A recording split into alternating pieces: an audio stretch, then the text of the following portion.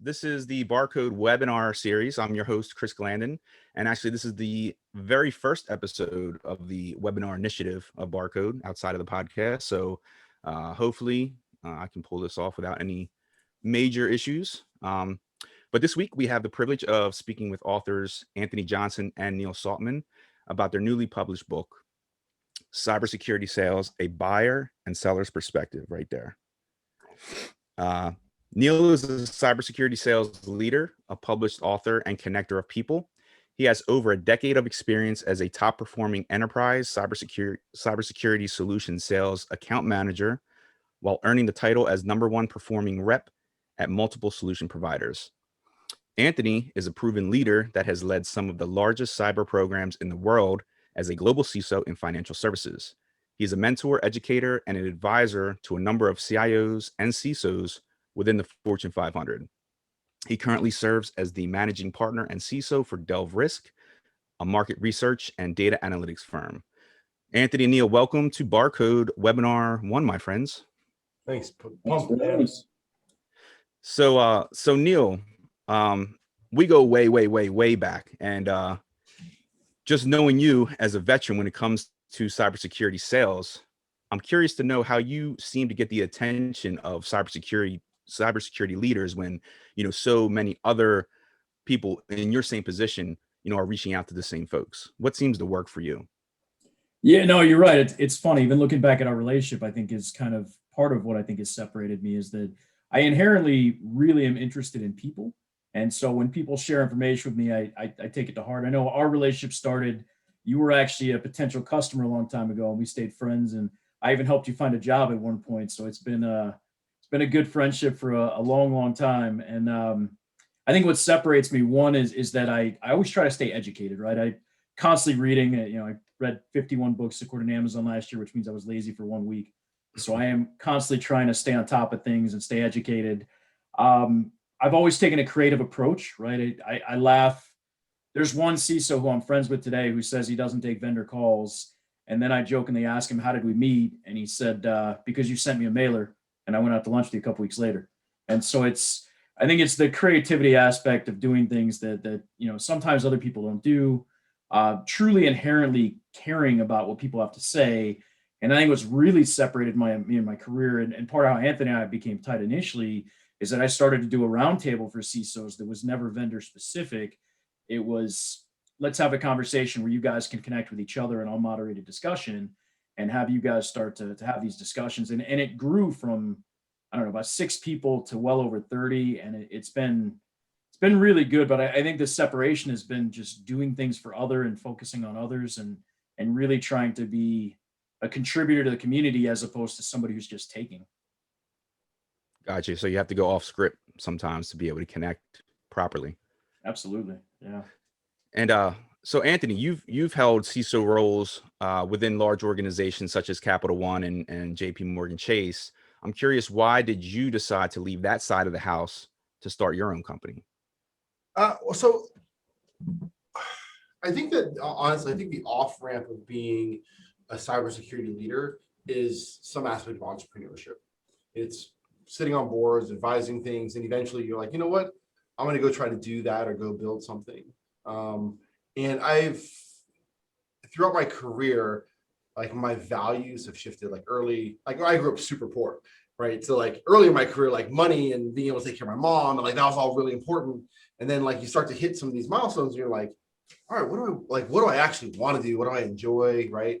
And for me, one of the most important things I say is that I want to very deliberately choose who I work with and who I don't work with.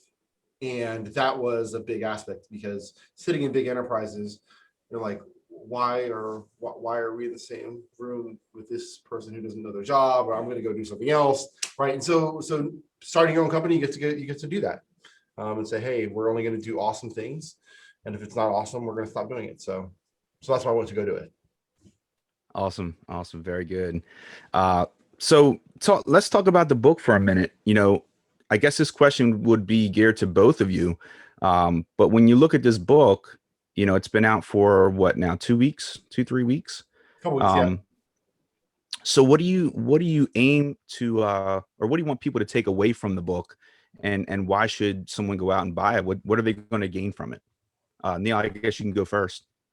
Yeah, I mean, I would say I think honestly, part of the reason I built the CISO launch, part of the reason I wrote the book, was that I truly wanted to see people do a little more collaboration, right? Less of the, I'm Neil, talk to me, here's what I want to tell you, and more collaboration. So when we put the book together, my first thought was, all right, what do people really care about, right? It's great, I love to think I'm really popular and my family loves me, but I'm not sure that everybody in the world cares that much about what Neil has to say, if you know what I mean. So I was thinking, well, what do people want to know? They want to know what the buyer has to say. So I think what I really want people to get out of the book is a well-rounded perspective, both on how to be effective in selling, but also to really think about what your buyer is trying to accomplish. And I think the way we put this together, I loved Anthony's analogy when we started talking about it. He said it's like watching a hit movie and getting two different perspectives on the same story. You're reading it twice and getting to look at it from two different ways. And so I think that's kind of what I want is I want people to get a better perspective and really think through not just what you want to sell, but what do they want to buy? And a good example would be that, somebody who I had interviewed for this book had said, that there's not one way to solve every problem. There's always multiple ways, and I have to think them through. And if you come to me like every other vendor and tell me that you're never going to be breached again, you've lost credibility right when you walk through the door. You have to think about it from my perspective of how many different ways can I solve this problem. And I think that's kind of what I try to get across is that, be authentic, be sincere, but don't just think about you. Think about how you're actually helping them solve problems. And I think it's a lot of what I try to get across in the book. Yeah, and I think I really love that viewpoint. Like if you could imagine watching a movie and there were two main characters, and you could quite literally be like, all right, here's what happened with Neo in the Matrix, and the whole story about him, and then you just see the whole story of Morpheus, and then the movie becomes right where they intersect.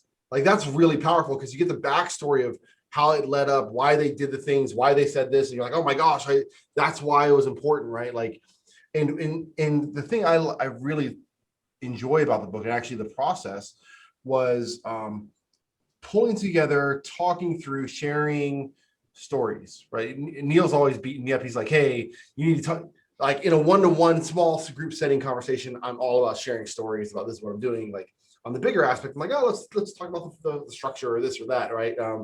But like there's something to be said that you'll get from reading the book of like, man, there's some really interesting stories of how you did that or how someone viewed that or and if somebody buys the book and reads it and they take away one analogy, one narrative that helps them to resonate a little better, close the deal, it's game over. It's like what's the ROI? It's like 2,000% or 50 a million percent or whatever it is, right? Like it becomes a really, really interesting thing by just getting that additional perspective here. Yeah, and I think it's funny because I've already gotten some emails on LinkedIn, and I love those, by the way, when people send notes saying how it's really helped them out in these in certain circumstances and people with questions. And I love that because it is collaboration. It's, when you think about cybersecurity in general, the bad guys don't have any limits, right? They put it out on Tor, they put it out on the dark web or wherever they're meeting up, and they're saying, hey, let me give you everything that I've got on these other companies. And then you look at cybersecurity companies, or you look at organizations in general, and you're stuck in your box of trying to defend yourself. So being able to build this bigger ecosystem and get everybody working together, I think is awesome. Was the most educational process of my career, mostly talking to Anthony every week. I mean, it was like a kid in a candy store asking, tell me more, tell me more. And then I got to interview other people. And then it was really fascinating. Some of the things that came out that I don't think about because we all live in our own little world until we ask people what the rest of the world looks like. And then we start to learn. And I think that's how we build the ecosystem is by actually communicating with each other. Yeah, very true, very true. Anthony, I have a question for you. Someone asked, what separates the good sales reps from the bad, and what makes the conversation with you resonate and stick out in your opinion? Sure. Yeah. So and somebody asked me this. We were doing SKO with some clients, and they asked me, hey, what's the best sales rep experience that you've had, right? And what I think really separates that are when you have sales reps who are who recognize that it's a long game conversation, right? And it's not a, hey, I'm selling mandarins today, do you want any mandarins? You're like, listen, I just found out I'm intolerant, da da da. Like, all right, cool. Hey, I know a guy selling bananas. You want bananas? It's like somebody who's more focused on the relationship or just understanding.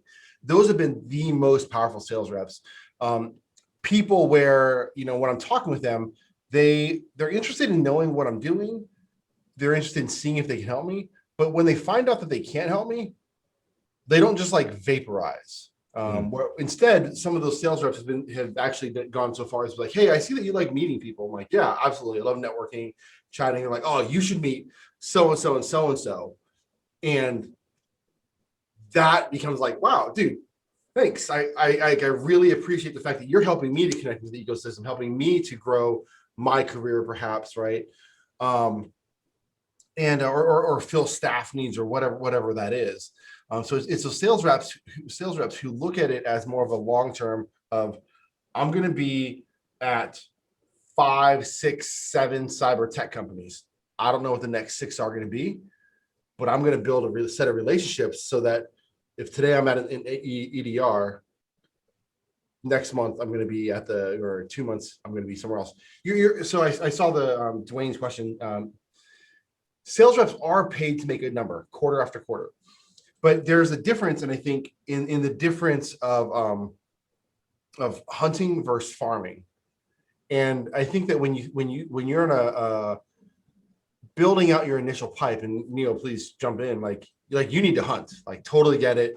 You're hunting, finding those people that have that need right now. But what I'm talking about really is more about building the farming mechanism of saying, hey, like Neil actually has a group of CISOs in his region. For 3 years, they've been going to this CISO lunch thing. He's got 30 to 40 security leaders, right?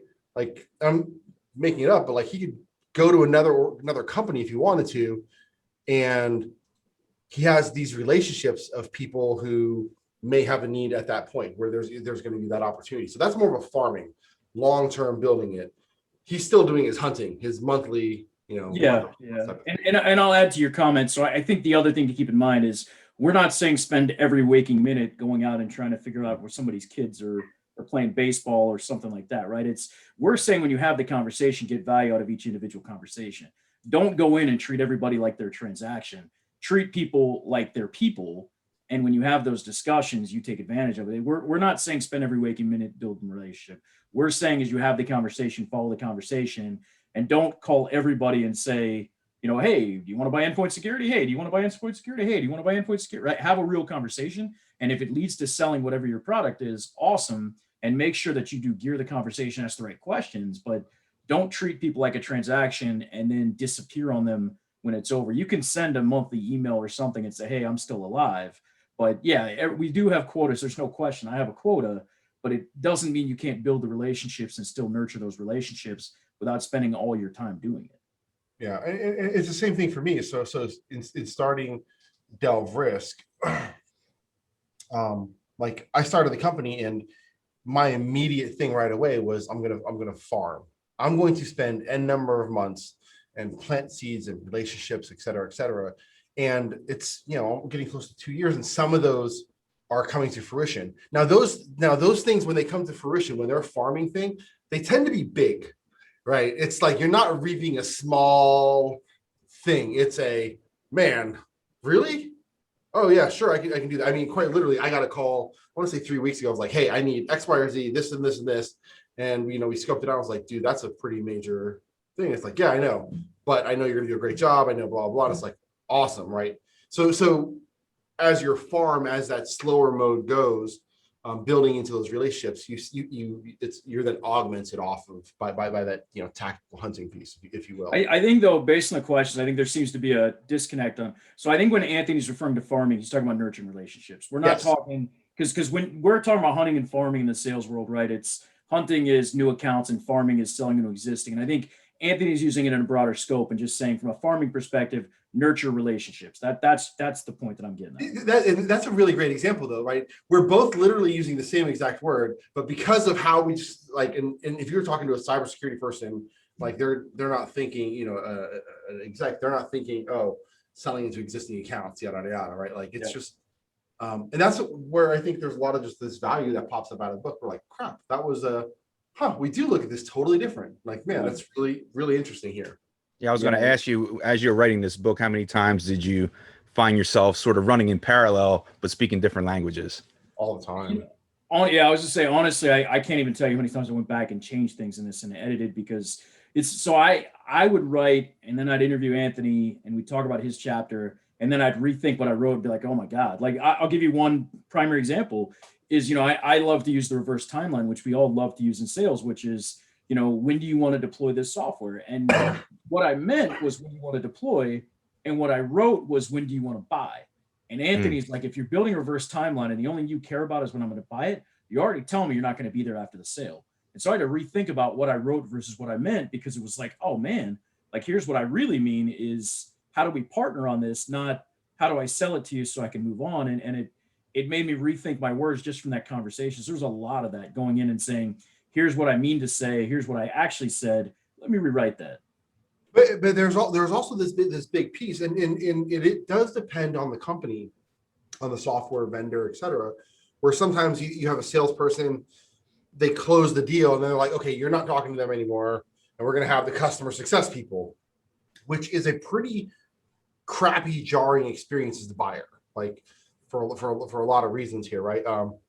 So you still want that salesperson who still feels vested, where they're checking in, they're having the, hey, I know it's been a long time, where they're treating that as still an active component for them, because that goes into the relationship.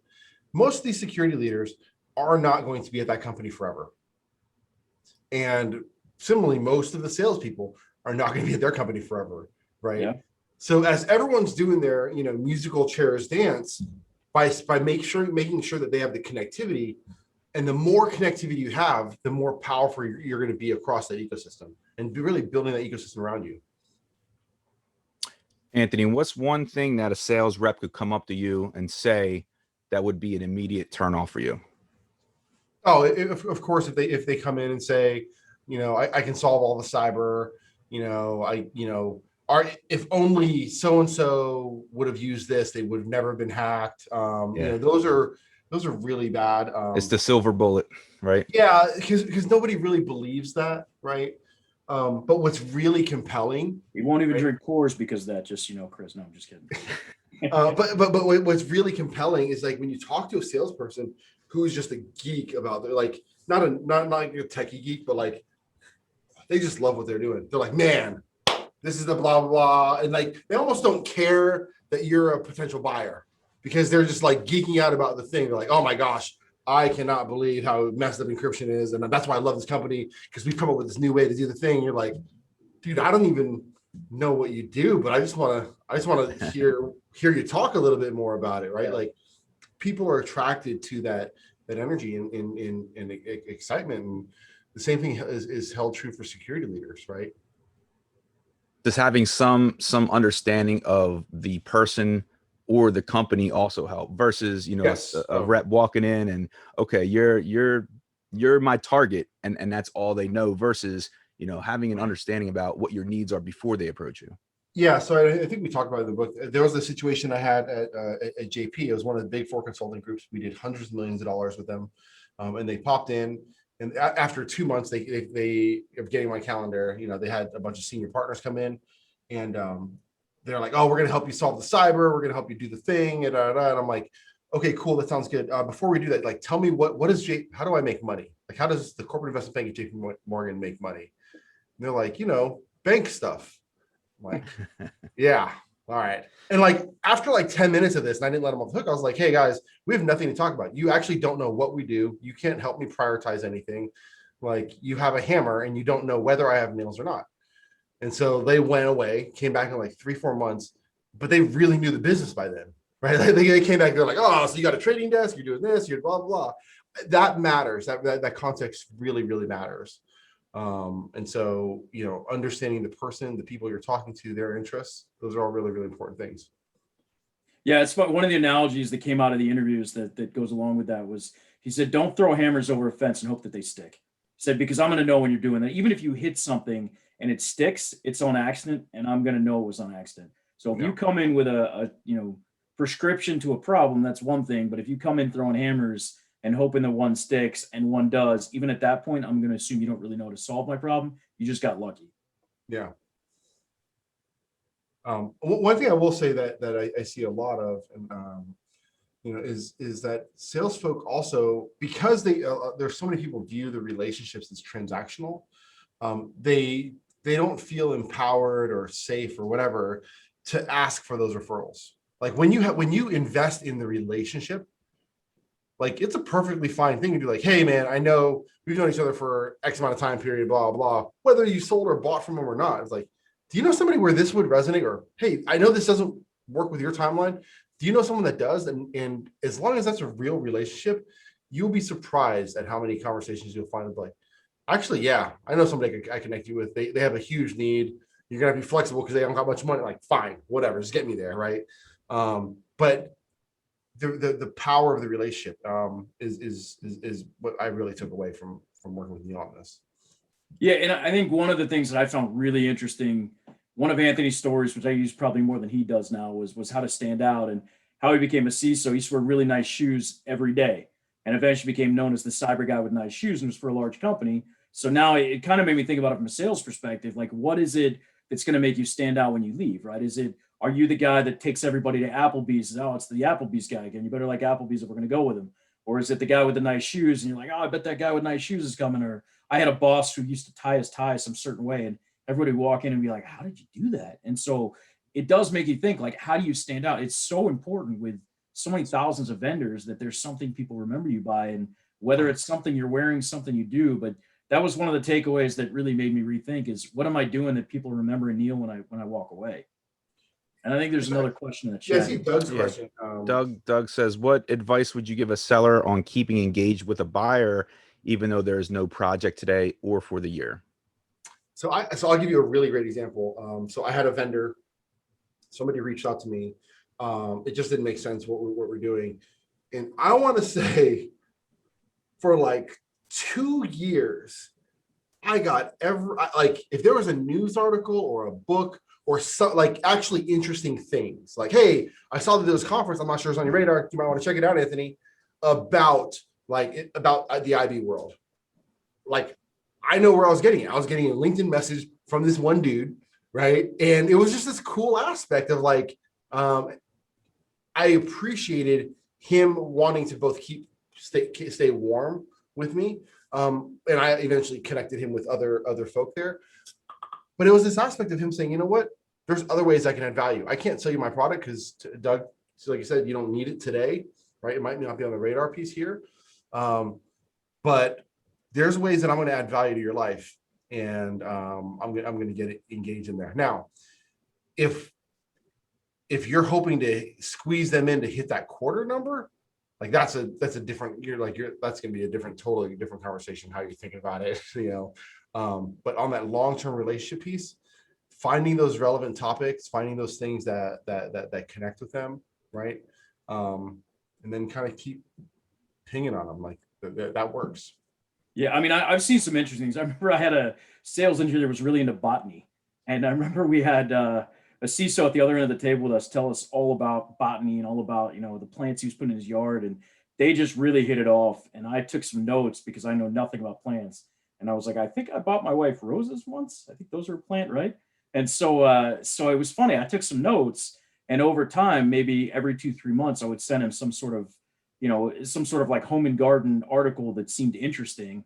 And he thought it was like the greatest thing ever. And he would respond to him. And, and I've seen that with Star Wars, but that's why it's important to get to know the person on the other side of the table, because if you can't sell them something, you want to stay in touch and you think there's an ability to build a relationship or do something later, those things are going to make a difference, because then they're going to respond to you when you send a text versus, are you ready to talk? They're going to be like, oh, I don't need to talk to another person. But if you're the one sending the note on their favorite plant, they're a lot more likely to sit down with you.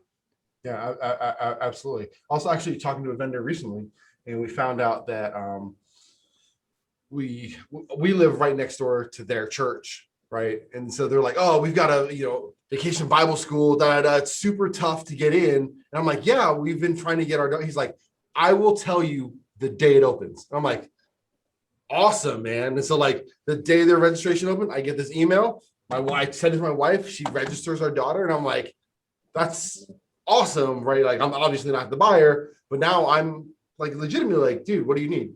Like, what can I do to be helpful to you? Because there's another way that he found to add value. Doug added that a new Yeah, way of Peloton. keeping in touch is share Peloton handles. Yeah. Right, riding bikes together. There you go. So I guess my last question to you both is, how important is the post-sales process? Anthony, if I guess from your position, is that something that you would expect from a sales rep? And then Neil, also, I guess from your perspective, is that something that you typically do in terms of, follow up and just keep the relationship going? Yeah. So like not having post sales is like saying you got married and then like stop talking to your spouse, right? Like that just doesn't work. It's not going to be long term, right? And it's there's so many similar analogies to dating, because when you're dating or pre-marriage, you're putting a lot more energy in. Like it's just the reality. You're like, oh, but once you're married, you're like, listen, we got a contract. Like, wow, we're not going anywhere for at least 3 years. So, but when you have that other person that actually does invest, like, you know what, I want to help. I'm still going to pour myself in. It matters a lot. It really, really matters. Yeah, I think taking ownership, that's really funny. So you mentioned the analogy of dating, and I was actually, for some reason, my mind immediately went to quarterly business reviews. Now I'm imagining dating someone and being like, every quarter, let's rethink this. Look and make sure this is going well. So I think from a post-sales perspective, I think it matters a lot that every touch point is not, can I sell this to you? It's making sure that you're having a discussion of, let's get you value. You already paid for this. Let's get you what you need. There's upsell opportunity in almost every company, whether it's services or product or something else. And I think that's important, but you're never going to get there if you don't build the relationship and do the things you need to do. Yeah. Why isn't Neil wearing Under Armour? Like, I don't know. We'll have to figure that out. Yeah, that was on the email I sent to you, Neil. It's Under Armour and a beer is required. You didn't do the beer thing either. Like, that way you get this going, right? Yeah, I wanted to stand out. Those guys look too much alike. It is something really important though. I mean, like the post sales piece and like the whole notion of like some of the greatest conversations in starts or continuations of relationships are where I'm chatting with people and we're not actually talking about a product, right? Like I remember talking to a guy, we were supposed to have it was actually a pitch call. It was actually about a year ago. And I said, hey, how's it going? We kicked off and he's like, actually, I'm having a really bad day. So-and-so just happened to my family. And we spent the next 45 minutes just talking about his family. We did not talk about like we didn't pivot to, oh, dude, that sucks. But let me tell you about what we're doing, right? Like it was a real conversation. And there's just that's a really powerful thing because like once you get to the point of where you're not viewing it as transactional, like you do start to get to some amazing opportunities, big opportunities that you have that you're like, man, I didn't even know that was a thing here. And so I think that's the big takeaway from the book, right? It's have the conversations, be in the rooms, be present, and look at both sides of it. It's an awesome view. And I agree 100%. I think that's it. Is that it's about building out an ecosystem and making sure that we're on the same team as opposed to playing against each other, right? It's not like every time somebody has to win, somebody has to lose, right? And sure, beat the crap out of your competition. I'm rooting for you, but as far as with your customers, it shouldn't be a win-lose. It should be a win-win. And I think that's the point, is making sure that we're working together versus against each other. 100%. And then in terms of the book, where can folks go out and get it right now? Is it on Amazon? Do you guys have a website dedicated, or how can folks reach out and actually get the book? It's on Amazon. So right now I got to create an audiobook. I haven't done that yet, but right now it's on Amazon, it's on Kindle, and Anthony's got it on his website as well, which yep.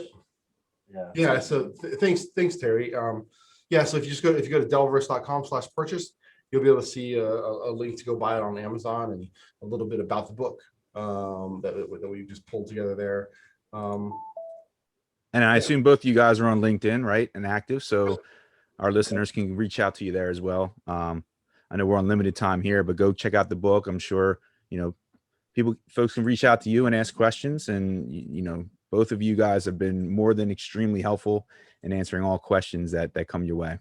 Yeah, I'd love it. Please reach out. I'd love hearing those stories of what it's done, or people. I don't even mind being questioned when people are like, "Oh, you said this," how does that work? I'm all for it, right?